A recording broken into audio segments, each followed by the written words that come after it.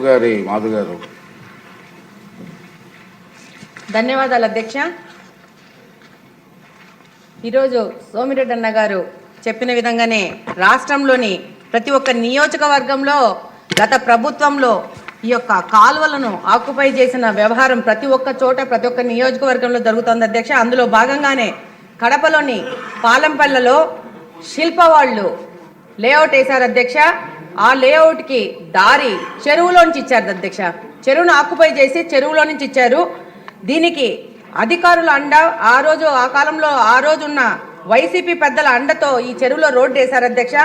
దాని మీద ఆ రోడ్డుకు పర్మిషన్ ఇచ్చిన అధికారుల మీద ఎంక్వైరీ చేయాల్సిన అవసరం ఉంది, వాళ్ళ మీద యాక్షన్ తీసుకోవాల్సిన అవసరం ఉంది అధ్యక్ష.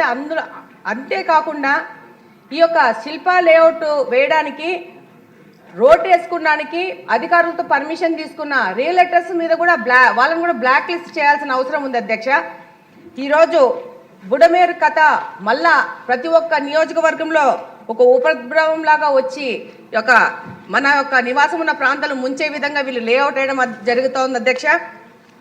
అలాగనే ఇప్పుడు ఈ యొక్క శిల్ప వాళ్ళు ఒక కడపలోనే కాదు అధ్యక్ష, అఖిల ప్రియ గారు కూడా మొన్న ఈ సభలోనే చెప్పారు, తన నియోజకవర్గంలో కూడా లేఅవుట్లు వేసి ఇలాగనే ప్రభుత్వ భూములను అలాగనే చెరువులను ఇరిగేషన్ సంబంధించిన కాలువలను ఆక్యుపై చేయడము, వాళ్ళకి మరి ఈ యొక్క శిల్ప లేఅవుట్లో వాళ్ళ ల్యాండ్ ఎంతనో ప్రభుత్వ భూమి ఎంతనో చెరువు ల్యాండ్ ఎంతనో కూడా ఎంక్వైరీ చేయాల్సిన అవసరం ఉంది అధ్యక్ష.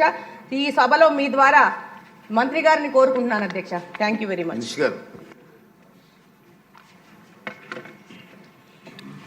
ధన్యవాదాలు అధ్యక్ష.